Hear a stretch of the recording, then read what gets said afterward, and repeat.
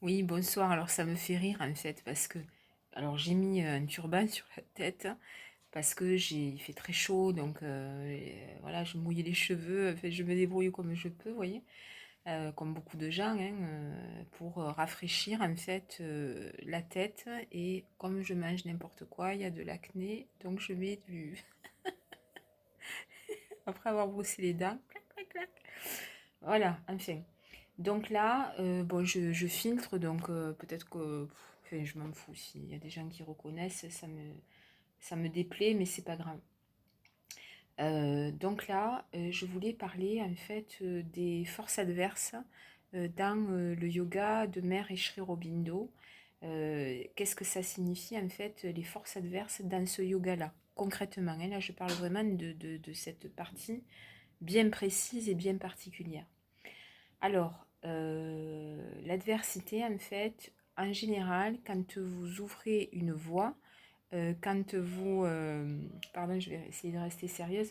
Quand vous ouvrez un chemin, que vous révélez en fait certaines vérités, certaines réalités, et ben ça le fait pas, hein. En général, même simplement, hein, si vous avez par exemple une personne que vous aimez beaucoup, hein, mais qui a un comportement, il y a des choses où ça ne le fait pas, et que vous le lui dites, et que c'est très objectif en fait. Elle, c'est pas juste j'ai l'impression que.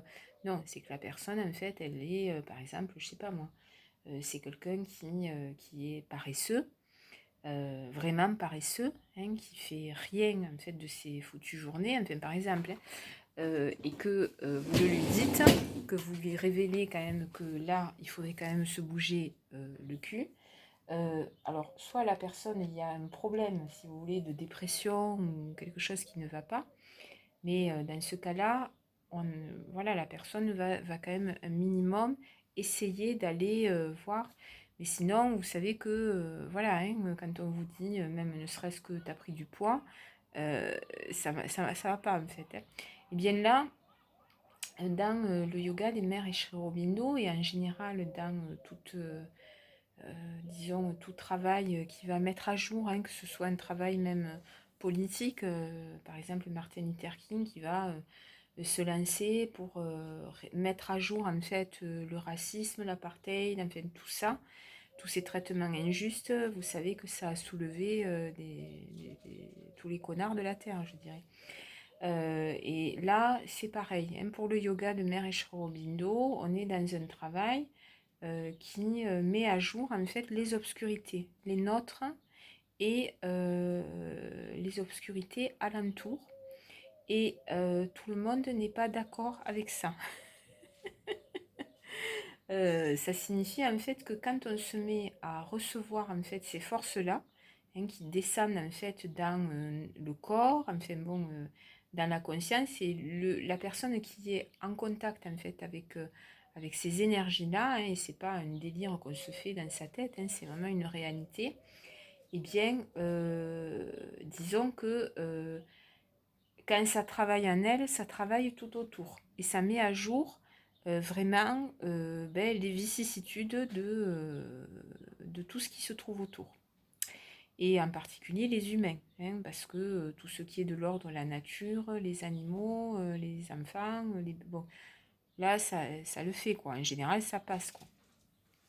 Par contre, quand il est question d'un éclairage, même silencieux, hein, même sans parler, sans rentrer en confrontation ou quoi que ce soit, avec des personnes qui sont haineuses, par exemple, qui gardent le sourire, mais derrière c'est la haine, qui sont violentes, qui sont voleuses, qui sont paresseuses, qui sont stupides, sans même parler, sans même les juger, hein. C'est juste que, disons que ce travail-là met à jour vos propres imbécilités, mais aussi ça met à jour en fait tout autour. Et ça, vous voyez, et ce qui nécessite en fait un travail évolutif, c'est-à-dire que la mise à jour, ça signifie que la mise en lumière, hein, que la chose est révélée et qu'il va falloir que ça change normalement. Hein, pas toujours, hein, mais normalement, voilà. Hein, quand toi tu te dis, bon, j'ai pris du poids, ça me fait mal au genou, Et enfin voilà, tu as pris du poids, mais tu es dans le déni. Et puis d'un coup, tu as mal au genou. Et en fait, tu te rends compte que le genou, il est mal parce que en fait, tu as pris trop de poids, en fait. Donc ça appuie sur ce pauvre genou. Donc du coup, ça met à jour. Et il faut, la seule option, c'est de perdre du poids. Tu as des boutons. Bon, le dentifrice, c'est bien, mais l'idée, c'est qu'il faut que tu arrêtes de manger des merdes, peut-être, hein, ou que tu fasses un bilan hormonal ou autre. Voilà, donc il y a une mise à jour, en fait, une mise en relief, une mise en lumière. Et ces mises en lumière, en fait, ça va attirer toutes les adversités possibles, imaginables. Mais vraiment, hein, vraiment. Alors, les personnes qui sont de bonne volonté, hein, d'accord, qui ont une spiritualité, qui ont une volonté de changement, quand cette énergie-là, qu'on appelle la conscience de vérité, vient frapper à leur porte, c'est pas toi qui le fais, ça se fait tout seul en fait, hein, eh bien elles vont se mettre au boulot. Mais ceux qui sont dans un orgueil, une adversité, un déni total, un refus et même une hostilité à tout ce qui est de l'ordre du divin, en fait, parce que quand on n'est pas hostile au divin, il y a une ouverture en fait et un changement. Les gens qui sont hostiles au divin, c'est des gens qui ne veulent pas changer et qui sont satisfaits d'eux-mêmes en général, ou voilà, qui sont trop feignants en fait, ou trop orgueilleux, ou ce que vous voulez. Donc, en général, ça crée vraiment des hostilités énormes, mais vraiment énormes. Et la problématique, c'est que les personnalités qui sont vraiment hostiles au divin sont menées par des énergies qui sont plus vastes qu'elles abritent en elles et qui font d'elles des marionnettes. En fait. On est tous plus ou moins des marionnettes, on est souvent actés par nos émotions, par notre subconscient, la plupart du temps. Donc, du coup, les personnalités qui sont obscures, en fait, portent en elles, derrière elles, il y a un marionnettiste qui est plus puissant, en fait. Ce sont vraiment des forces adverses, beaucoup plus importantes, voire même colossales, en fait, qui sont hostiles au divin. Et ça existe depuis la nuit des temps. C'est-à-dire que les histoires des anges déchus qui décident de se couper de Dieu pour faire ce qu'ils ont envie de faire, c'est pas c'est pas un délire en fait, c'est pas un truc romantique, hein, c'est une réalité. Il existe dans cet univers et sur cette terre des forces très puissantes en fait qui sont là depuis la nuit des temps et qui ne veulent absolument avoir rien à faire avec la source divine. Et parmi ces forces-là, il n'y a pas que des entités, je dirais, totalement démoniaques, quoique, mais il y a aussi les grandes forces, je dirais, divines, qui, voilà, un peu vous savez, les dieux du panthéon grec, par exemple. Hein. On pense que c'est voilà, que c'est quelque chose de mythologique, en fait. Non, non, en fait, il y a une réalité bien construite, en fait, autour de ça. Et les dieux du panthéon grec bon, sont, font leur life, en fait, mais n'ont pas vraiment de contact avec la source divine. Elles existent indépendamment dans leur monde créé, voyez, et elles n'ont pas vraiment, pas du tout même envie d'être connectées à la source, parce que la source les obligerait à évoluer. Et donc toutes ces histoires, en fait, disons de machin a tiré une flèche à truc qui du coup va le détruire ou l'empoisonner, c'est des tripes comme ça. Donc, il n'y a pas envie d'évoluer, de changer de comportement. Vous voyez, c'est bon, c'est particulier. Mais disons que voilà, il y a des forces, en fait, qui n'ont soit pas de, qui sont très puissantes, mais vraiment très puissantes, hein, qui existent depuis la nuit des temps, qui se sont créées à travers les âges même, hein, et qui soit sont dans leur monde, dans leur bulle, et pour elle, le dieu des dieux, ça va être Zeus, par exemple, hein, alors qu'il y a autre chose de bien au-delà, mais elles n'en ont même pas conscience, en fait. Vous voyez, elles sont loin de tout ça. Et puis, il y a des forces adverses qui existent bel et bien, et qui, elles, sont plus apparentées à un Lucifer, à un Satan, à des choses comme ça, en fait, à des démons, et qui ne veulent pas du tout, mais du tout, de changement et d'évolution. hein, elles veulent continuer à manipuler, à dominer, à faire des saloperies. Et ces forces-là, eh bien, sont très amies avec des personnalités de type PN ou narcissique ou psychopathe, ou ce que vous voulez, qui sont les rois de l'ego hypertrophié et qui ne veulent pas du tout entrer en contact avec une conscience de vérité qui les obligerait à changer et à se remettre profondément en question et à voir à l'intérieur quelle misère est la leur, quoi. Même s'ils s'en rendent compte parfois. Donc l'adversité, oui, dans le yoga de Mahesh Aurobindo et dans tout travail spirituel et même évolutif pour l'humanité, hein, de prise de conscience, bon, voilà, hein, que ce soit au niveau de la nature ou des droits de l'homme, ou, bon, tout ça, ça rencontre des adversités, mais vraiment des adversités. Euh, et ça, on ne peut pas y faire...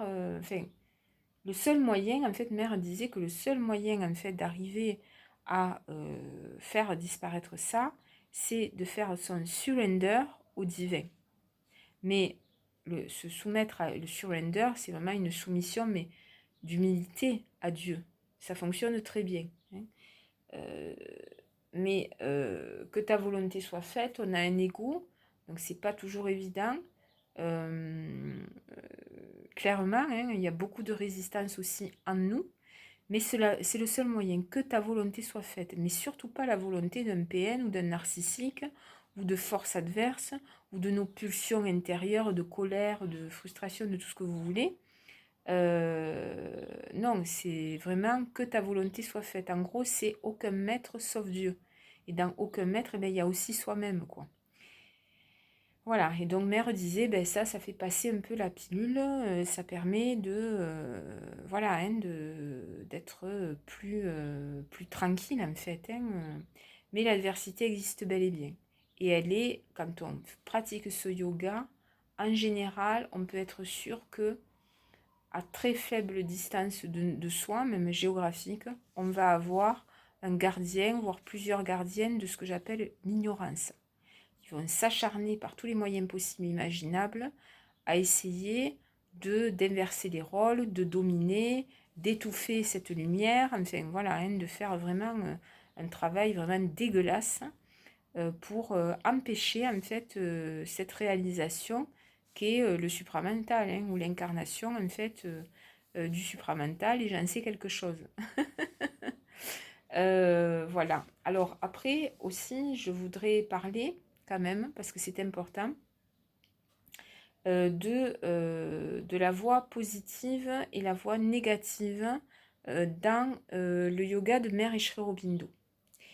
Alors je vais tout mettre dans un même... Alors la voie positive, c'est quoi? Eh bien, je viens d'en parler, c'est le surrender au divin. C'est-à-dire que quand on est dans ce travail-là, l'idée, c'est de se soumettre à la volonté divine. C'est-à-dire vraiment d'aller dans le sens d'accueillir le divin et de laisser le divin œuvrer en nous. Cette voie positive existe bel et bien, elle est fantastique, elle est beaucoup plus facile, elle est vraiment merveilleuse, mais il faut faire son surrender au divin. Ça signifie en fait, et on l'appelle aussi la voie royale, que on sait parfaitement, par exemple, qu'il y a au niveau alimentaire, moi je sais que ça a été le siège de toutes les souffrances, hein. Au niveau alimentaire, on sait qu'il y a des choses qu'il ne faut pas manger. Et quand on pratique ce yoga, de toute façon, on devient extrêmement sensible, donc on a fortement conscience de ce qui va nous faire du mal. Eh bien, quand on est dans une voie positive, en fait, et la voie royale, s'il ne faut pas le manger, il ne faut pas le manger. S'il ne faut pas le boire, il ne faut pas le boire. S'il ne faut pas se mettre en colère, il ne faut pas se mettre en colère. S'il ne faut pas aller à tel endroit, il ne faut pas y aller, en fait. Et s'il faut faire ça, il faut le faire. Enfin, vous voyez, c'est un travail comme ça, mais toujours dans l'abandon au divin. Et Sri Aurobindo parlait aussi de l'importance cruciale de la paix en soi. C'est-à-dire que quand on fait monter des énergies de colère, etc., parce que souvent, quand on est attaqué fortement par les forces adverses, On se dit qu'à un moment donné, il va falloir qu'on se mette au combat et qu'on balance la purée. Alors, ça tient, disons, l'ennemi en joue, mais moi je sais que je le pratique depuis peu, mais que je le fais. Mais pour vraiment, parce que pour dégommer en fait, vraiment, j'ai des grosses saloperies dans mon environnement professionnel et personnel, je peux vous dire que c'est voilà, des saloperies qui sont hostiles au divin, qui veulent dominer les autres, qui sont des structures PN et narcissiques, hein, voilà. Bon, donc moi je me mets en colère, enfin bref. Mais la réalité, c'est que Shaumindo disait la paix est propre en soi et dissout en fait toutes les sales énergies. Hein, ça sert à rien en fait de se mettre en colère, voilà, de casser la gueule, ça sert à rien en fait. Plus vous êtes en paix, plus il y a une surrender au divin et plus l'adversité est mise en joue, neutralisée et détruite en fait. Voilà. Donc ça c'est la voie positive. C'est-à-dire vraiment on obéit, pas aux autres, hein, surtout pas, hein, mais on obéit à Dieu. Ça ne veut pas dire que ça ne va pas enlever des souffrances. Hein. Mère et Shri Aurobindo, même Satprem, hein, ont beaucoup souffert. Et les yogis en fait, du yoga intégral en général se retrouvent vraiment avec des forces adverses qui peuvent être vraiment monstrueuses, hein, clairement. Et Mère et Shri Aurobindo, Satprem aussi, je le répète, hein, se sont fait harceler énormément par des disciples qui servaient l'ombre, hein, qui étaient tout sauf des disciples. Et vraiment jusqu'à la dernière minute, quoi. Ça a été vraiment du harcèlement, des violences psychologiques très brutales. Mère et Shri Aurobindo n'était pas... bon, ne se mettait pas en colère, surtout Shri Aurobindo. Surtout les dernières années, il était hyper zen, bon voilà, il vivait dans son âme, enfin bon, il avait des moments, mais il souffrait beaucoup aussi, hein, énormément. Hein. Parce que le fait de se faire harceler voilà, hein, constamment par des humains qui servent des forces adverses et ne pas répondre, c'est dur. Hein. C'est vraiment dur et bon. Mais voilà, lui et Mère préconisaient vraiment la voie positive, que ta volonté soit faite. Surrender au divin, voie royale, même si ça a été extrêmement dur, hein, et en particulier pour Mère, la pauvre, sur les dernières années. Là, il y a eu l'âge, bien sûr, mais il y a eu vraiment une grande solitude et beaucoup d'enfoirés autour d'elle, hein, clairement. Hein. Alors, Satprem, lui, a décidé de partir, d'aller s'isoler, de vivre vraiment très protégé, ce qui l'a beaucoup aidé à poursuivre le yoga. Hein. Bon, ça ne l'a pas empêché, je dirais, de souffrir quand même. Hein. Mais disons que pour lui, il s'était mis à distance donc disons des humains qui vraiment qui l'emmerdaient à mort. Hein, et je sais ce que c'est, vraiment c'est très éprouvant. Dans ce yoga en particulier, hein, au niveau énergétique, vous avez vraiment des gros salopards, féminins ou masculins, vraiment des grosses cochonneries, des gens qui sont vraiment des salauds, quoi, mais bref, et qui vous attaquent, et qui vous volent vos énergies, qui essayent de vous soumettre, enfin, qui sont vraiment des grosses merdes. Quoi. Donc Satprem, lui, a réussi, je dirais, à s'extirper de tout ça et à vivre vraiment dans le calme et la protection d'un lieu merveilleux. Et donc, disons que l'adversité, au bout d'un moment, ne s'est plus présentée à lui. Donc, il a fait vraiment un surrender total. Et donc, il recevait les énergies divines colossales. Et bon, il n'avait pas d'attaque énorme, mais il avait des souffrances quand même. Hein. C'est très dur hein, parce que cette énergie est très puissante. Donc quand elle descend, en fait, l'énergie du supramental, hein, elle va au fin fond de tes pieds, elle remonte. Enfin, c'est des geysers qui te cassent en deux, quoi, hein, vraiment. Hein. D'où la nécessité d'avoir une base physique extrêmement solide, et ce jusqu'au bout. Tant que tu peux, le dos droit, enfin, c'est un gros travail, parce que l'adversité, non seulement la force, en fait, descend en toi très forte, mais en plus, l'adversité essaye de te bloquer par tous les moyens, de te harceler, de te faire plier en deux. Enfin, c'est vraiment, il y a vraiment des gros salopards. Hein. Waouh. Enfin, des énergies vraiment bien pourries, mais bon, c'est comme ça. Donc, voilà, moi je sais que j'en ai là à côté. Enfin bref.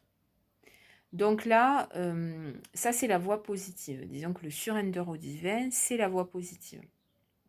Sachant qu'il est clair et net que aucun maître sauf Dieu. C'est-à-dire le surrender ne se fait qu'au divin. Certainement pas à tout ce qui est autour. Mais autour, pour neutraliser, bon, il y a la paix intérieure, il y a l'action mécanique en fait, et il y a une alimentation conséquente, quoi. Bref, enfin, qui soit adaptée. Après, il y a une autre voie, c'est la voie négative. Alors moi, j'ai plus tendance à être dans ça, hélas. Je dirais pas pour le meilleur, mais surtout pour le pire.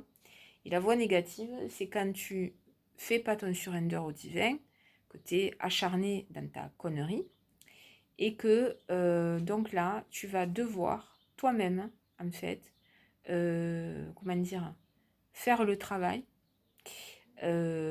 qui est un travail mécanique.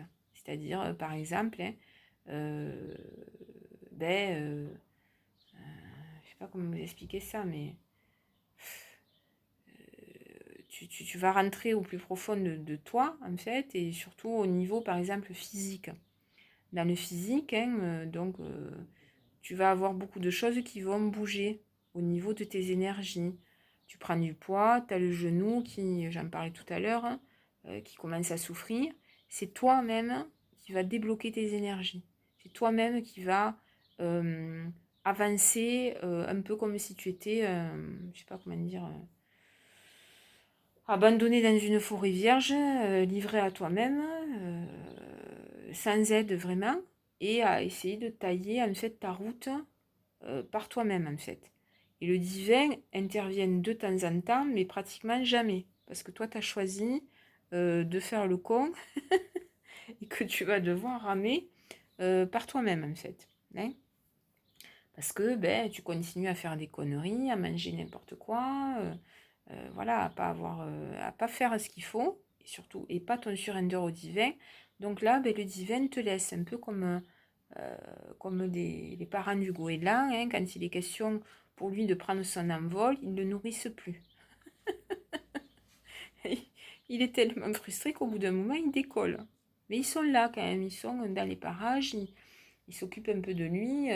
Bon, mais disons que la voie négative, c'est un peu comme si le goéland continue à faire le con et que ses parents, bon, au bout d'un moment, s'occupent d'autre chose en fait. Et lui, ma foi, s'il n'a pas envie de déployer ses ailes, eh ben, il se démerde comme il peut et puis après il va le faire tout seul. Et bon, bref, donc je sais pas si c'est une bonne comparaison, mais c'est ce qu'on appelle la voie négative.